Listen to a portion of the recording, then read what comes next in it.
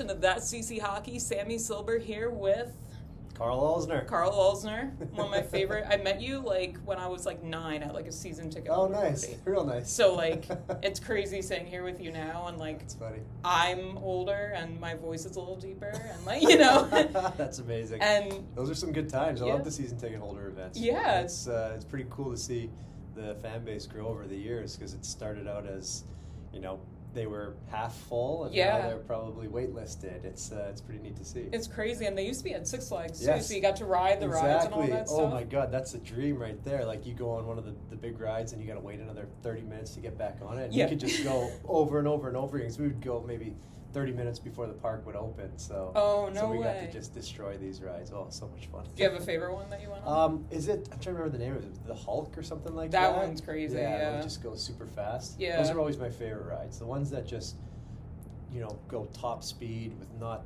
too many spins. Yeah. I can do those. But spin me around, that's a no. I don't like those. Yeah, no. My sister took me on an upside down one. I was like, ooh. Yeah. I'm the caterpillar. Yeah. That one's exactly. One's my speed. Yeah. We were just in Disney World, and I had to take Dramamine for one of the days, because we were going to do all the VR things, and it was great because I got to do all the rides, but I was a zombie all day long. And I'm I don't know, is it worth it to go on the rides to feel that way all day? So I'm kind of torn. So I need an idea of how to get through those rides without the standard Dramamine effect.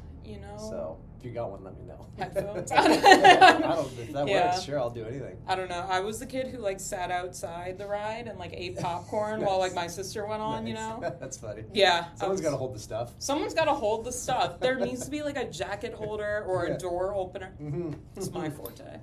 Yes, that's what the parents do now. That's what I do on all the rides. Oh, yeah. I hold all the crap.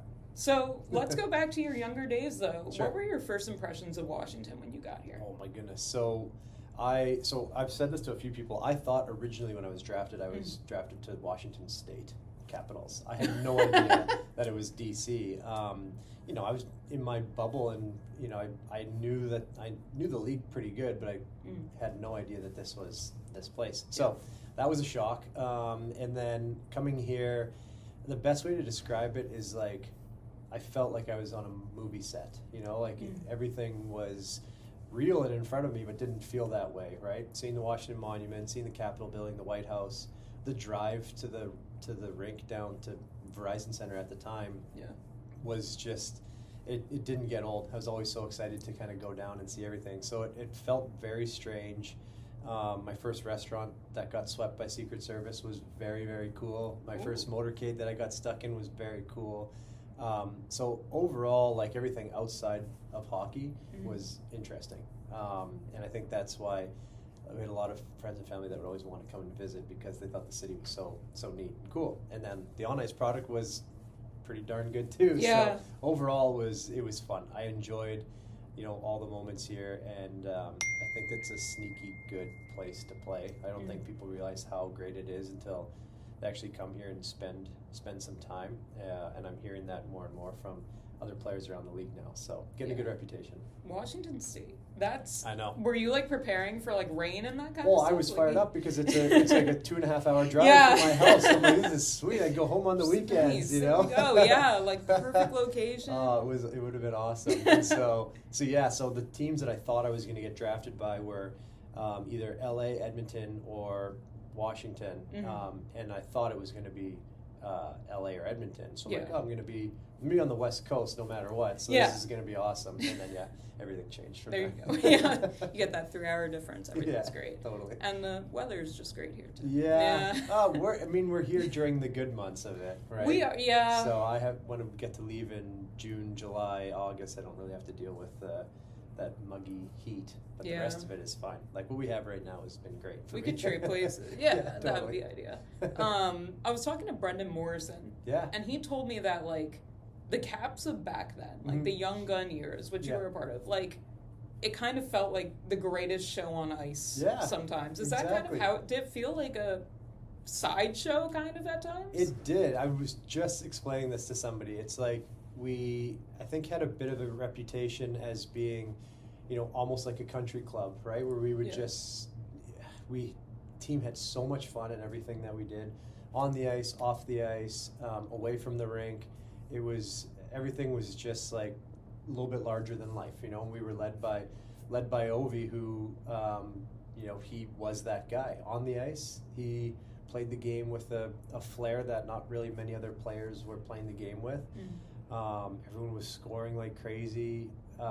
Weren't necessarily treating our bodies that great either, right? We were just eating whatever, drinking whatever. It was just, I don't know, it really was a ton of fun.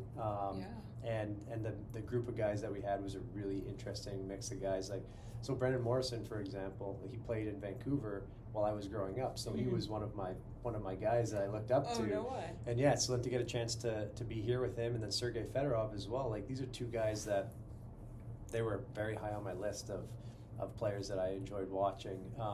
So to see them mixed with this new era of Ovi, Backy, Greeny, Semin, like, it was an interesting combination of guys, and everyone seemed to really kind of come together really well and just have a blast. So a sideshow is a perfect way to explain it. Yeah. Well, I was talking to Ovi too the other day, and I was like, do you remember riding on the cart with Mike Green and like almost chopping your head off? And he was like, yeah. He was like, yeah, like I remember that. And he was like, I just look back and it's like, why'd I have to do that? You know? And it was like the reckless Ovi.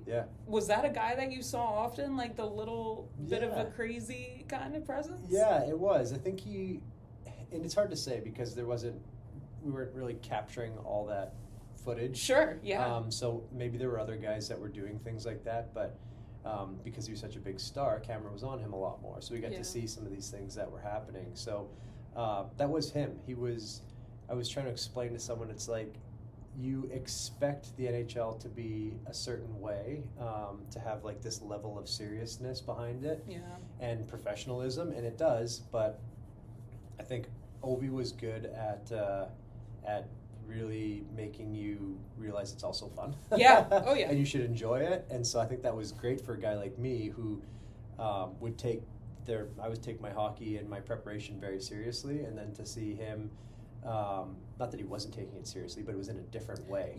I think that was great for a guy like me that could just be like, let's just have fun with this and enjoy it. And so I think that is what showed with the product on the ice as well. And talking about your preparation, so correct me if I'm wrong, because I was talking to Jose Theodore a few weeks ago too. Oh, great. And I heard Jose kind of helped you with a little Did he tell ritual.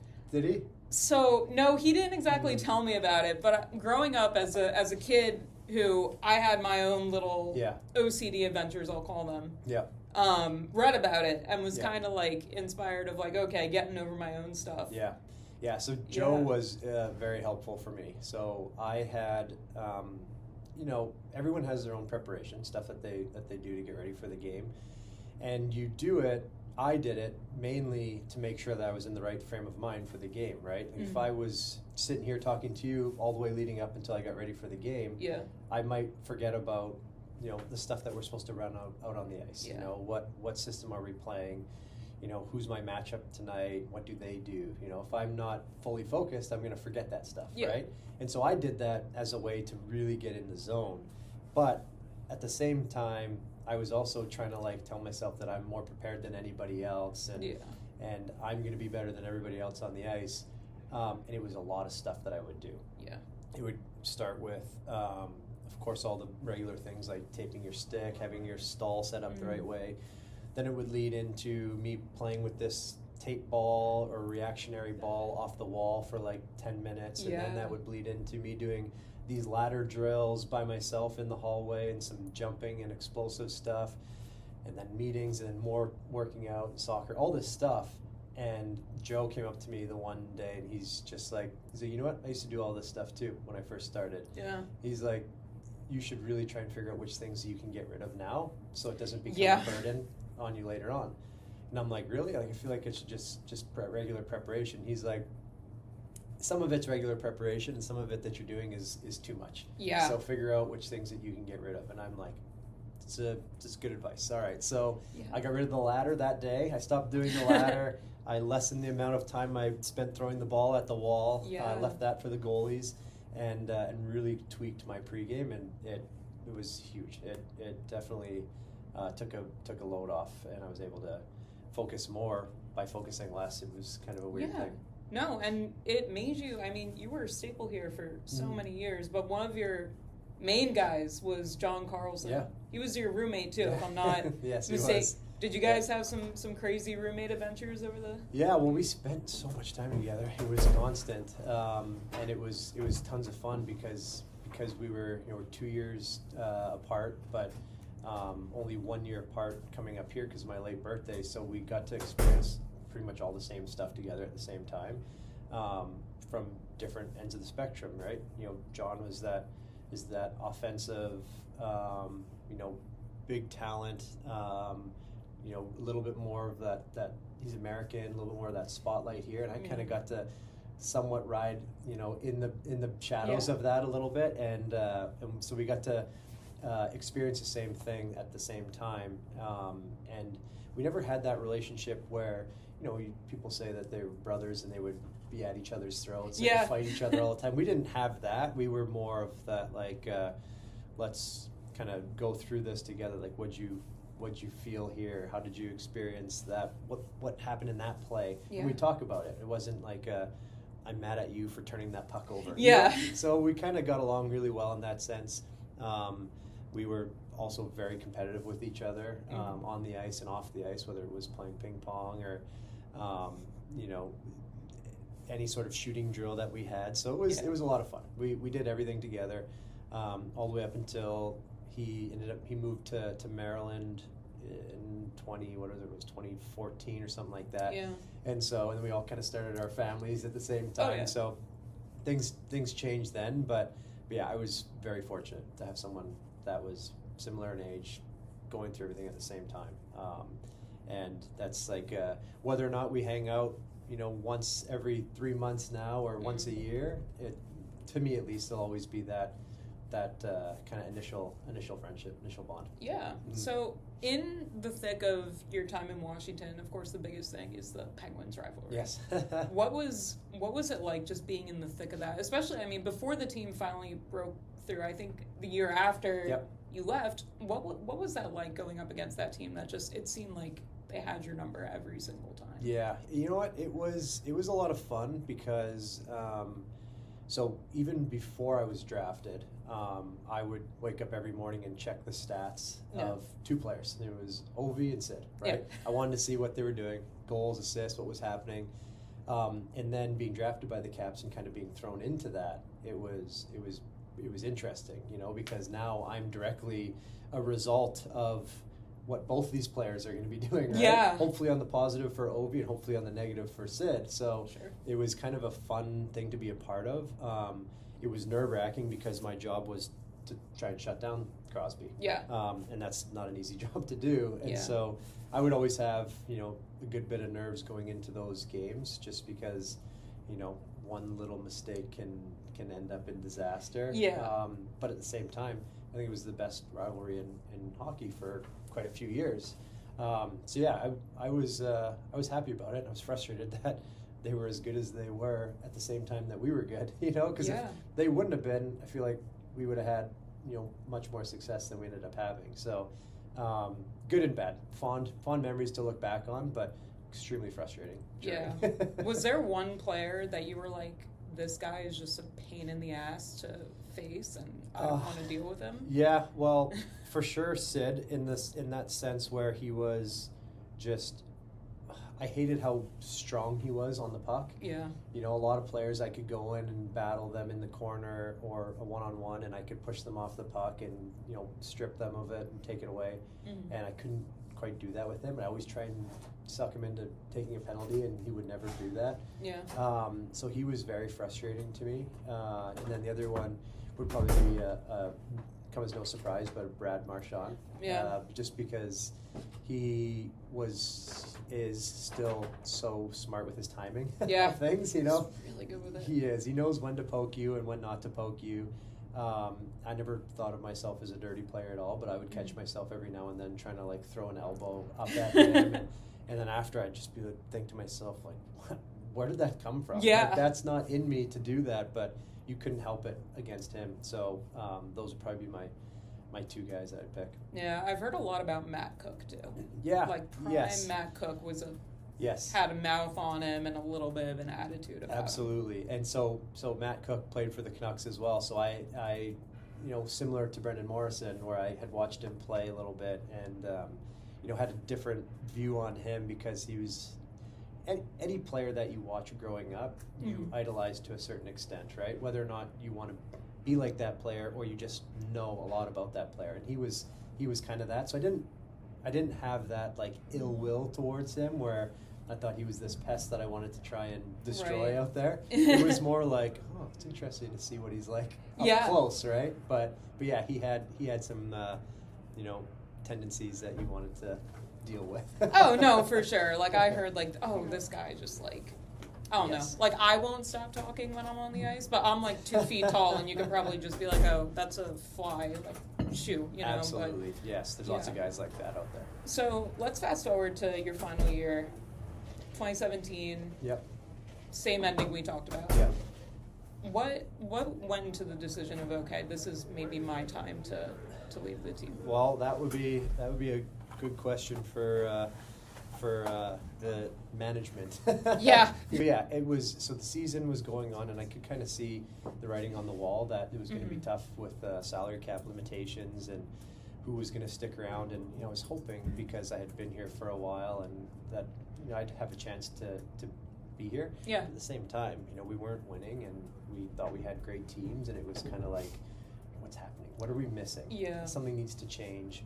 I didn't know exactly if anything was going to change. And then, anyways, that summer comes up, and I told my agent, like, let's figure out a way to stay. Like, however we need to do it, let's do it. Sure. And they just came back with, we don't think we have any salary cap. We got to keep Orly and Fusi, who obviously they were great players. Good for the organization. And so, what's up, Bryce? What's up, Balls? Recording a podcast right now. Oh, you are? Yeah. Everybody, Ralph Rice. Right in the shot. There he is. Legendary. We'll keep that in. And so, anyways, we were told that like it's not going to be possible to keep you around, and so, that was a tough thing to hear because this is all I knew. This is where I wanted to be. Yeah. And so I had told my agent, I'm like, see if they'll, because I think 8 years was the longest deal that they could sign. I'm like, see if they'll do like 8 years at the minimum. Like, I'll do that if I can stay here. Like, I want to do it. And we didn't hear anything back, so that was kind of when I knew that it was time to turn the page. And it was, I was way more emotional than I thought I was going to be about it. Yeah. Once it was official that I wasn't coming back, I'm just like, holy smokes! Like, this is everybody that I know and love, and like I'm saying bye to people that are working at the rink, and I'm just like, man, this is awful. Yeah. Right? And after that, honestly, it was hard to go to Montreal because I'm comparing everything to here. Yeah. And I loved everything about this place. So it's like, how do you compare the two? Right? Yeah. It's like it's a battle that they could not win within my brain. Yeah, no, so for sure. Strange, very strange. When what drew you to Montreal? What made the next step kind of Montreal? I know it's but we'll talk about it. Yeah, so just straight up, it was my agent thought it would be a good fit for me for my career. They needed a defenseman like me on the team, and they were willing to give us a good contract that had term, and it was more money than I ever thought I would ever make in my career. So I was like, geez, they're really pushing hard for me. They clearly want me to be on that team. Maybe I should do it. But they were always on a list of no-go list for me. Like really? Yeah, I was a Leafs fan growing up. Yeah. And it's hard to play in Canada, and the one place that doesn't speak English. Yeah. So it was on a list of mine that was not going to happen. Mm-hmm. And like I said, through craziness of free agency and everything that goes into that and how things need to be made at a pretty rapid pace. Yeah. We made a bit of a rush decision and ended up in Montreal. Yeah. Did you learn like any French while you were there? Or? I learned a couple little things. Couple little things. Like I could ask for a cup of coffee and on the plane, I knew how to ask for a cookie from the flight attendants. There you go. Yeah, you carry French. that with you now. Exactly. Like, imagine. Exactly. You, like, turn your kids, you're like, I know how to say this. Pretty like, much, yeah. It was, like, there was some things where maybe in 10 more years I'll look back and be happy about the whole situation. You know, it is cool to have said you played for the Montreal Canadiens, but my time there was very frustrating. Yeah. Our team wasn't good. I didn't like the way that we were coached. I didn't like the way that players were treated from management. So it was just overall a very tough experience. Yeah. And it ended earlier than expected, but not early enough. Yeah. It was kind of a weird thing, but yeah, I mean, it was. We'll look back on it maybe in, like I said, another 10, 15 years and try and find some good parts. Is it stressful too when, like, I mean, you're in Washington and the standard here has been incredibly high for so many years. Yep. And then you go to a team where maybe, I mean, not to say that there's not high standards, but the consistency of winning isn't there, and the team's not, and there's not really like an OV kind of presence there. Was that part of it? It's the funny thing is their standard is extremely high without doing what's necessary. Yeah. Right? It's like you can go and find all these ways that other teams are doing it, and they're having success, but they still wanted to do things the way that they used to have success, right? Yeah. And it's tough. It's not like that. You need to change with the times, and so it was annoying to see it, and I would ask, guys from other teams, what do you think about the way we're playing here? Like, what are we doing that's wrong? And they would just straight up be like, you guys are so predictable. Like, you guys are so easy. It's easy to know what you guys are going to do, and it's not hard to play against. And so it was frustrating to hear that from other players around the league and coaches around the league. Yeah, so. And then you end up in Laval too, in the AHL. I mean, was that like really? Yeah, it was weird. It's like I had never been healthy scratched for a game before, and then I get healthy scratched there, so it feels like your world is ending, right? Yeah. It's like, holy smokes, like I'm supposed to be here for 4 more years at the time, and I'm being put in this position right now after 1 year of playing. This is something messed up, and so I thought that everything was coming to an end. It was it was bad, and then not only that, then you do get sent down. And it's like, oh, this is happening. Like, you feel like everything that you've kind of like worked towards has just been taken away from you, and so it was a really bad feeling. But I got extremely lucky that Laval was close, so I didn't have to move. And that the rink was unbelievable. The coach there was so great to me. The organization was great to me, and so ended up being fun. Yeah, there you go. Like, it was relaxing. The games aren't as intense. I found them easy to play in, so it wasn't like I had to do this crazy amount of preparation to get ready for every game. I could skip naps and be ready to go, and it was easy. So it was, it wasn't great, but it wasn't nearly as bad as I thought it was going to be. Like, you could have gone to some pretty bad cities and had to play in terrible buildings. Yeah. So it was definitely better than it could have been. Yeah, it was maybe like I'm trying to think, like when Kuznetsov was sent down to Hershey, and people were like, oh, like that's got to be so miserable, and I'm like, I don't really think like miserable is the word for it, because I mean, it still is like a step, but at the same time, you're still playing pro hockey, and you're still treated well. Yeah, you're definitely still treated well, but it's to be straight up is kind of embarrassing, right? Right. Like, you look at yourself as an NHLer. Obviously Kuzi could still play in the league. I felt like I could definitely still play in the league, but for that team, it's just not going to work. Yeah. And so that's the thing that sucks. And then of course you're in your own head, like you think you're the only person in the entire league that this has ever happened to. It's like, everybody's looking at me as this thing that didn't work out, this project that failed, and it's like, realistically, maybe there's a few people that are thinking that, but it's whatever, and you need to get over it. And so it was cool because I got to talk to some other players who went through the same situation. Wade Redden is a guy who had a lot of crap happen to him with at the end of his career, and we were living in the same place in the summer, so I talked to him about it. And you find ways to bond over some of these things. So it ended up being fine in the end. And what was really cool about it is all the players in Laval, and even the ones in Montreal, they all knew about the situation, and none of them could understand what was going on. Sure, yeah. And so it was fun to talk to them about it, but right at the end, right before COVID, we all got shut down. I had spent consistent few months in Laval, and great relationships and friendships with everyone there. And then the one day, the coach calls a team meeting, and so everybody comes into the dressing room, and I'm like, what's going on? Like, we weren't playing that great, so I'm like, is he going to rip us? Like, something's going to happen. And he was a hard-nosed coach. Yeah. And he goes off on this, like, kind of almost emotional start to this speech. I'm like, where's he going with this?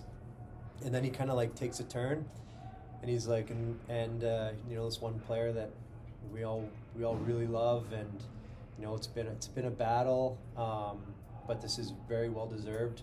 Karl, you're going back up to Montreal. Yeah. And I'm just like, it was the weirdest emotion. The entire team got up and started cheering, and I'm like, it's really nice to have them do that. But at the same time, then I'm like these are my guys, right? Like, guys in Montreal aren't my guys. Like, this is my team. And so I had like this weird flood of emotion of, I just want to stay here. Like, let me finish the season out with these guys. I don't want to go up to Montreal. Yeah. And go up there for like 3 days, and then the season gets shut down.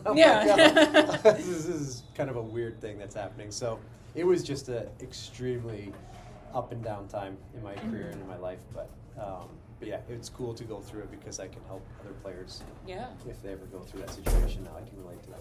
And I mean, emotionally, like, if you don't mind me, how do you navigate that? Like, is it like, okay, I'm going to lean on the support of my family, I'm going to lean on my agent a little bit? Is it like self-growth kind of? Yeah, well, so all of those things. But it was tough though, because even at the house, like I mentioned, we're in a French-speaking province, so it's not like things are normal. Together. So you're trying to, even home life, you're trying to navigate through that. Your kids are trying to learn a new language. Your wife or significant other is trying to go through their day-to-day stuff, but they're struggling with just trying to understand people as well. We lived in the suburbs, so that was not great for us because it's more French there than it would be if we were in the city. And then, you know, with my agent, you know, I'm, of course, in their ear, like, hey, get me out of this place. Like, we need to find a way to get out of here as soon as possible. And they're doing their best to try and do it, but we're kind of at each other a little bit, trying to, you know, I want them to help me out, and their kind of hands are tied a little bit. So there wasn't a ton there. So for me, it was just kind of lean into that team, lean into the Rocket and all the players there. We had a lot of young guys, so just try and, you know, be as helpful to them as possible. And this is the lead by example. As hard as it was for me to be invested in that, it was I don't want to be one of those guys that is an ass. Like, I want to go out there and show them that this is what an NHL level of professionalism is supposed to be. Sure. Right? You guys want to make it to the Habs? Like, this is what you need to do. I did my best with it, but it was tough. There'd be times, this is actually funny, like, just to show you where my head was at, you know, intensity wise. So for these games, like these NHL games, they are hard, very hard to play. You gotta get up for them. You gotta be locked in. There'd be times where I'd be so tired.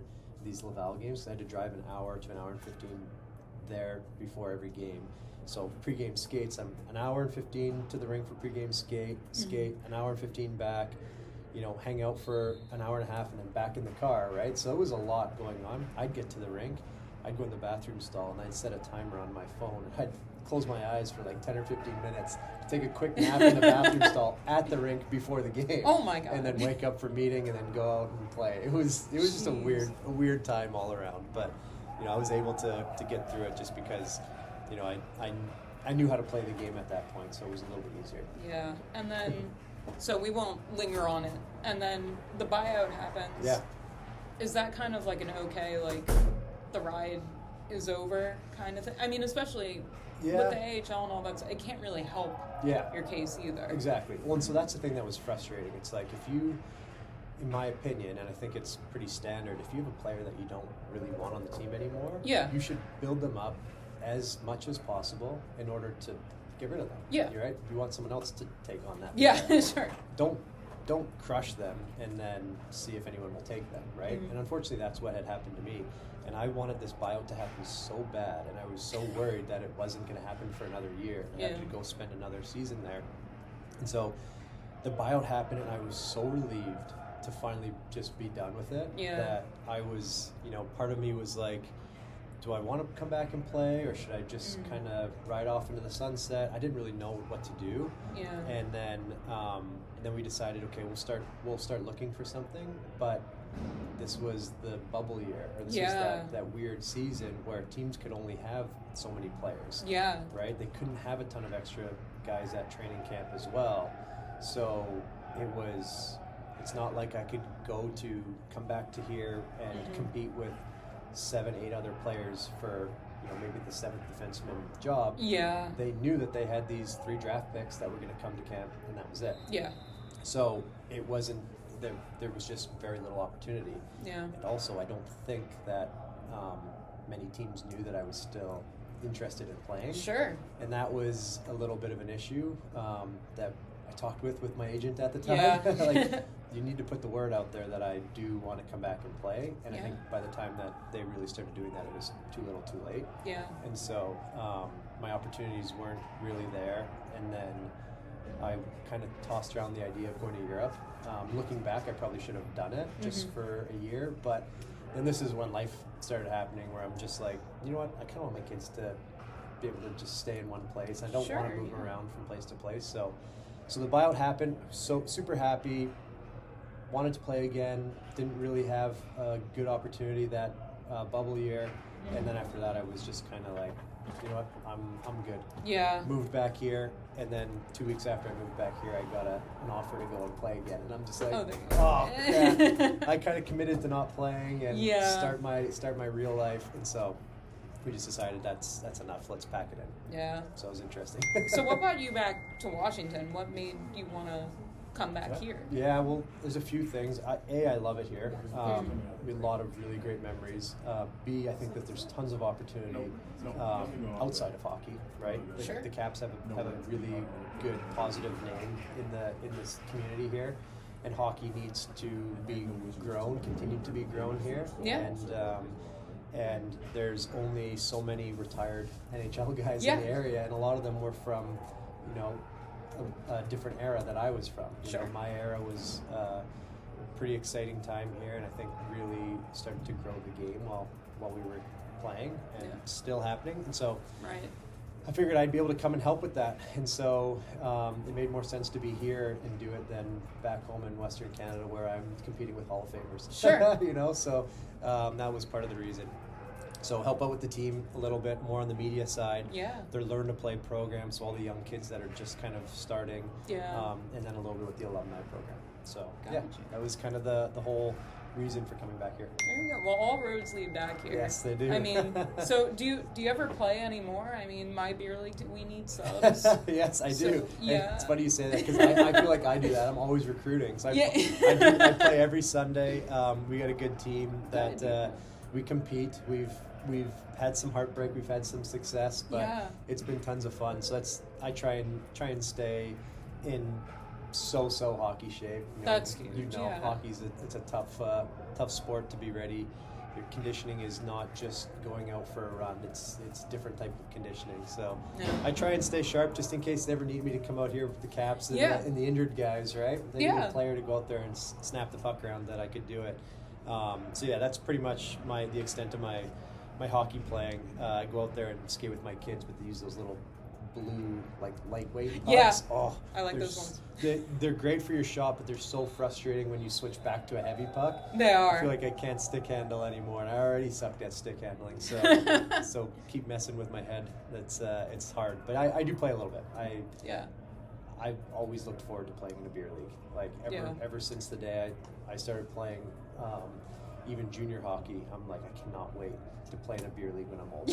It's gonna be so much fun. And so the second that I stopped playing, I was like, gotta find my team. Yeah. Gotta find my guys. Let's do this. And so I found one. Actually, I spent probably too much time last week looking up what are the most competitive men's league tournaments. Yeah. Just because I want to put a team together and go out and play. I think it'd be fun. Yeah. So play a little bit. There you go. Yeah. And I'll leave you with this question. So I've been asking some of the players some weird hockey questions. Mm-hmm. Why are hockey pucks that shape? Is it to avoid people picking them up? That's a good question. I don't know. What other shape would you have it as? I don't know. Like, I think it makes the most sense because it's can slide along the ice better, less bouncy, right? I don't. I have no idea. But it's funny. My wife used to always say, we'd lose a game that we never should have lost, or bad bounce happened, and she would always just say, just her being silly, just goes, "Well, the puck is round. Yeah, it can go anywhere." And I'm just like, just stop it. Yeah. But that is true. I mean, it can kind of do whatever it wants out on the ice, but at the same time, it's like nice and fluid and smooth. I have no idea, but maybe it was the most efficient way to make a puck is just stamp it like that. What have other people been saying?